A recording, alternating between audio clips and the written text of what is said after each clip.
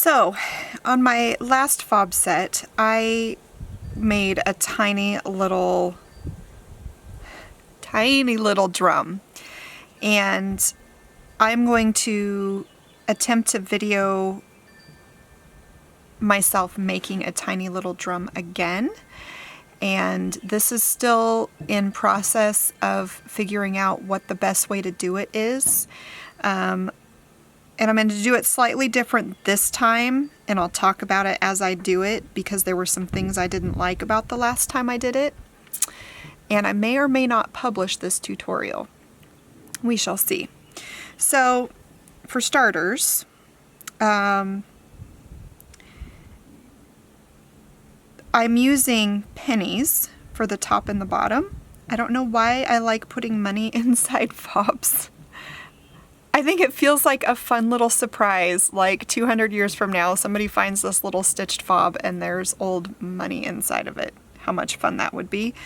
But I also like the weight that they provide. You could use washers if you don't want to put real money inside. You could simply use a little cutout of cardstock that's the right size with maybe some padding added to it just for bulk. But basically how I do this is I pick the fabric that I want to use and I cut it so that it's bigger around than the penny by about 1/4 of an inch. And then I just take a doubled thread. Doubled is important because you're going to be tugging a good deal, and if I use a single, I tend to tug hard enough that I break my thread and it's frustrating. And I'm just going to do a running stitch about an 1/8 inch in from the cut edge all the way around. And this does not have to be precise in any way. This is just a means of gathering the fabric around the penny.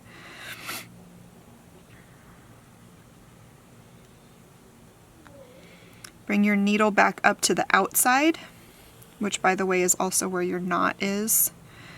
And then you're going to place your penny on the inside and you're going to pull. And when you pull, it does a nice gather all the way around. But then you are going to also do a bit of lacing across the back just to secure your stitching. This is not a beautiful thing. It looks really rough on the back. You might want to flip it over and look and see, are there any places where it's not perfectly smooth on the edge, like maybe right here, and that's a point where you need to bring this backing fabric in more tightly.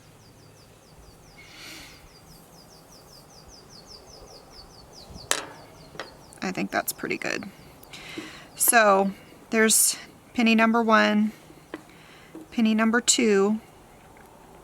I'm actually just going to leave my thread attached because I can use that to stitch it to the drum. Okay, so as far as your stitched portion, last time I stitched it inside out, like so, and it was really hard to turn the right way back around. So I'm going to try it this way. Basically, what I've done is I've trimmed around my stitched piece with a bit of a seam allowance on the sides, quite a bit more on the tops because I want it to be a little bit taller. And then I've finger pressed, oh, and I put a piece of fabric. It's not attached. It's just laying in there. It's just to give more structure to the sides. You could use interfacing if you want. I just don't like to take that extra step. It's personal preference. So finger press the sides down and then bring your sides together. And what I've done is there's about the space, I think there's 3 threads there and 3 threads there to the fold. And then I'm just going to stitch along this edge as if I was closing a pin cushion. And how I do that to make my stitches as invisible as possible is I run my needle behind on one side, back out to the other side, and then go straight in across from where this thread is and do the same. So all of the traveling of the thread is hidden underneath.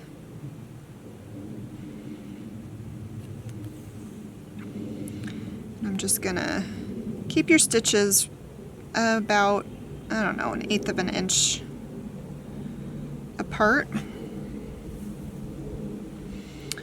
all the way up that side. I haven't even tested this to see if it will work. So, don't you just love that? I didn't want to stitch a whole nother piece, and I also didn't want to have to redo this process if it worked. So I tend to do that with a lot of things. If I have company coming over, tired of all my same recipes, I want to try something new, I just, no fear, find a new recipe that looks good and I'll make it for my guests. And like it or lump it, it either works or it doesn't. If it works, everybody's impressed. If it doesn't, we laugh together and it's memories. I don't tend to take any part of my life too seriously, except for maybe my children and my husband, our relationships. There's a lot of thought and intent that goes into my relationship with my family, but everything else, it is what it is. Okay, well, let's see how this works. It looks a little bit wonky on the back, but you know what? I'm going to go with it. So now you have a little tube. And we're going to use this thread again at the top. So I'm going to just pin that through and hold it there. So now we've got a hollow. And what I'm going to do is, as evenly as possible, fold that bottom edge in. And when it's this small, it's a little more difficult to manipulate because you can only get one finger inside at a time. So I'm trying to keep my fold lined up with the linen to keep a straight line.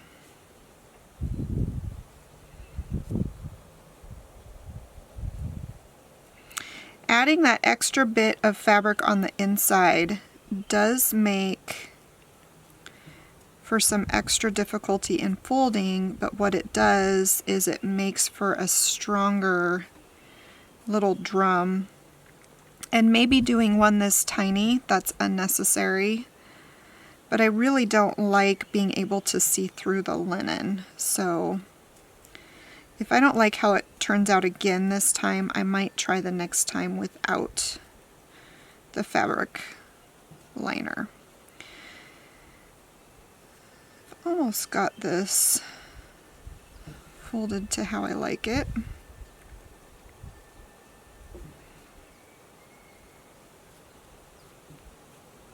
It's being a little bit stubborn.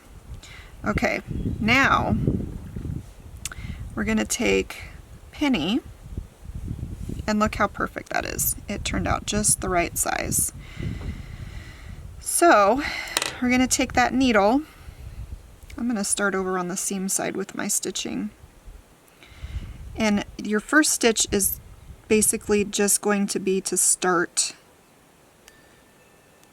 just to get the penny to at least be somewhat attached. And I'm just going to come through my linen and pull up through the side of the penny. Ultimately, what I would like is for this penny to sort of nest down inside of the edge, like so. And we may just have to do that as we go.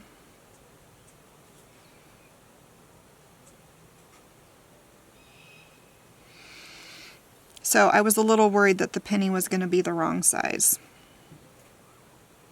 It worked perfectly last time, but not taking any measurements, I wasn't sure.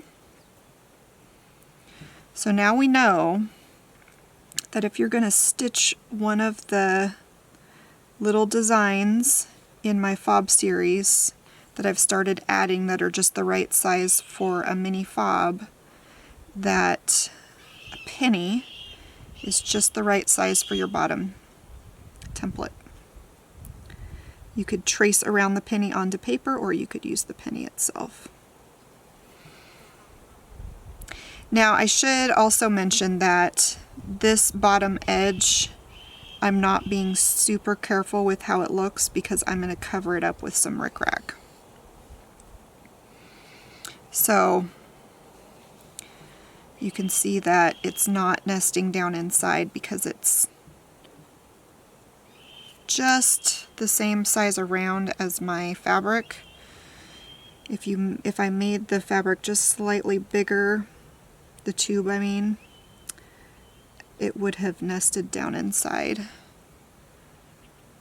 and accomplished what I wanted to, but that's okay, the rickrack will hide that.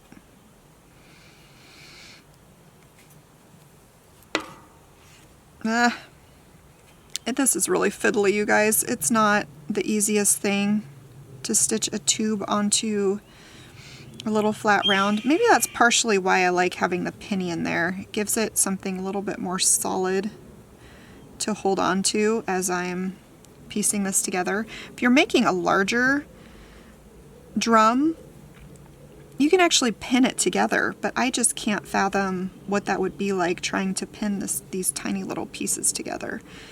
I think that I would be constantly impaling myself on pins as I'm trying to stitch it together. So I'm just going to go with it this way. Okay, we've almost made it all the way around.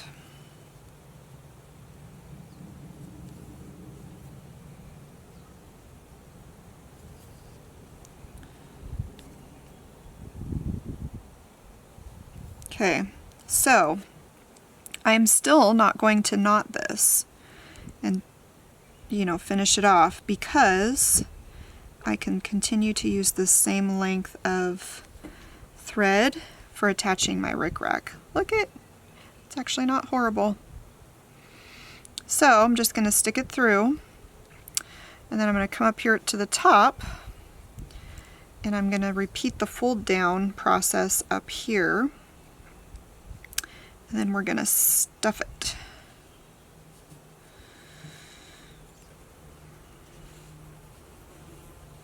You know, it probably would have made it easier on myself if I had not used such a large seam allowance. You probably figured that out a long time ago. I could have cut down on a lot of the bulk that's giving me grief. So learn from me. Don't leave as much of a seam allowance on the inside, people. Because now it's too late for me to go in there and trim it off. Actually, let's do this. Gotta love improvisation. Improvisation? Not sure if I know how to say that word. Improvisation sounds good.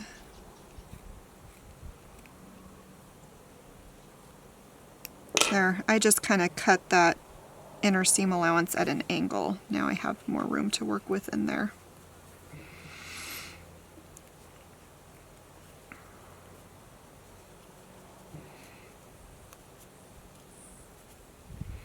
A chopstick might help here too.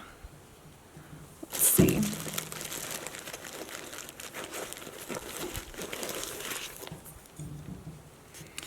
I always keep a chopstick in my little kit because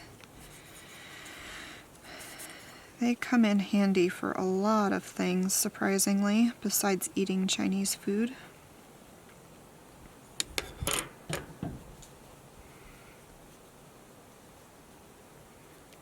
necessary essentials in my work area. Glasses, which I haven't had to use today. Coffee. Chopstick.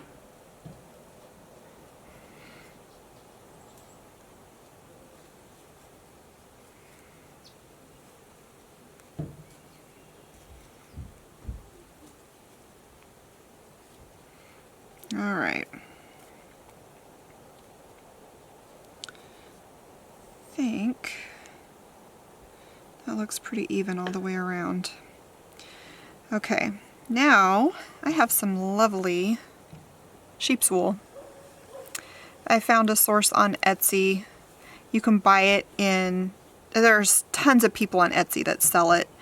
Look for someone that's got natural sheep's wool. Sometimes they'll advertise it as filling for dolls. A lot of times for like Waldorf dolls. Sometimes they'll say pin cushion, but usually it's in relation to stuffing things other than needlework implements, because I think there's a lot more people out there making that sort of thing than what we make. And just take some little bits. If it's lumpy, kind of pull it apart a little bit. Get it going, and then use your chopstick to get it the rest of the way in there. If you don't have any chopsticks at home, go get lunch at Panda Express, ask for chopsticks, and there you go. You got some Americanized Chinese food plus a needlework tool. They'll never know. My brother and his wife live in Singapore and have for 12 or 13 years. And this chopstick I'm using was in my stocking one year from them for Christmas. And it's kind of, it got bent somehow, I don't know, dishwasher or something, so it works better as a needlework tool now than as a actual chopstick. So I have filled that until it is super firm, which I like. I think I'm going to put a tiny bit more there in the top, and then we're done. It's surprising how much you can pack into one of these little things. If in doubt, add more.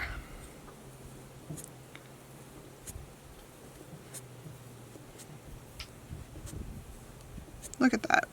You think that you can't fit any more in? You can. It's just like ice cream in a full stomach. You think you can't add any more in? It's ice cream. It fills in the seams. All right. There we go.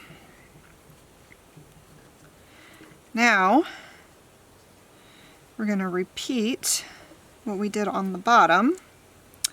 The only challenge now is we do have a little bit of stray wool fluffs. I'm going to try to roll in so that we don't have a fuzzy top. You could use, there are lots of other fillers that you could use. Some people swear by sawdust. I used to use crushed walnut shells in everything because I like the weight, but I found that if I needed to travel with a pin cushion, which I do because it's my job, security would pull me aside every time, and I'd have to go through a bag check because they see the crushed walnut shells in there and they don't know what it is. And they won't listen to me when I say it's a pin cushion. I've heard stories of people who actually got their pin cushions cut open by going through security. So, word to the wise. If you're going to travel with your pin cushions, make sure they don't have crushed walnut shells inside.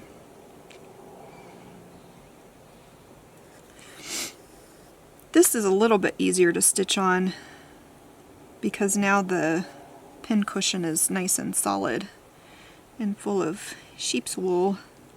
Thank you, sheep, for your lovely wool. what would we do without sheep's wool? Really, honestly.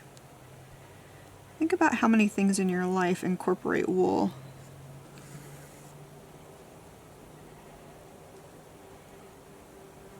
I don't know, maybe not as much as mine. I love wool socks. Some people hate them because they're itchy, but I love wool socks. I use wool stuffing, wool for applique, wool for rugs, hooked rugs, if I ever had time for that again.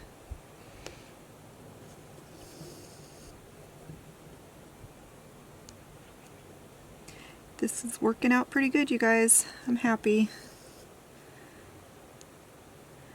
So the only thing I would do different on this one is trim the seam allowance to be much smaller on the inside.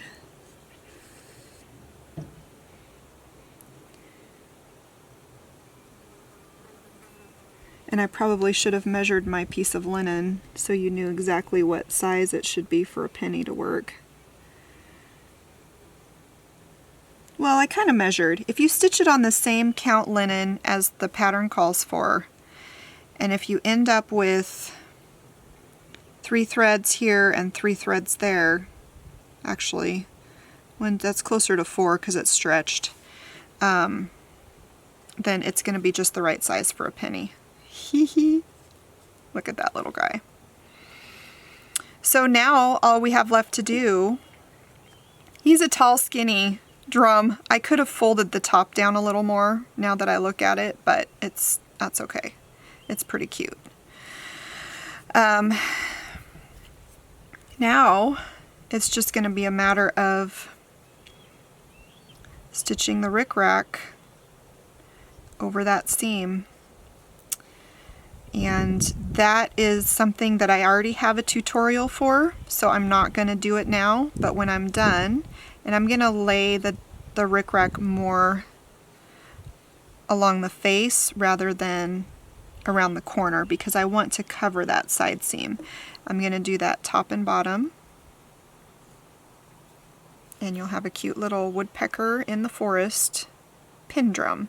Now, because of the solid tops, you can't stick pins in the tops, but it would be great as a needle keeper because that wool is packed tight. You can stick a little needle in there or a bunch of them, and you've got a very useful and cute little object.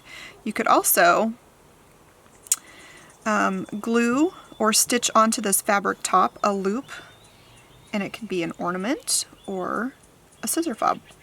But I'm not going to do that today. So thanks for sticking with me. Thanks for watching me make it up as I go and being so kind and forgiving in all of your comments. I purposely stitch as I go and improvise because I want you to see that it doesn't have to be perfect. You don't have to be accomplished finisher to try little things like this. Mine tend to work out passably good the first try more often than not. And if it doesn't work out the first time, so you take your stitches out and you try it again. I think the only thing that you could do wrong that you can't undo is cut your fabric too small. But so always measure twice, measure 3 times, cut once, give yourself some extra room, and be forgiving of yourself. This is meant to be enjoyable. It doesn't have to be perfect. And I guess that's all I have to say about that. So until I see you again, happy stitching!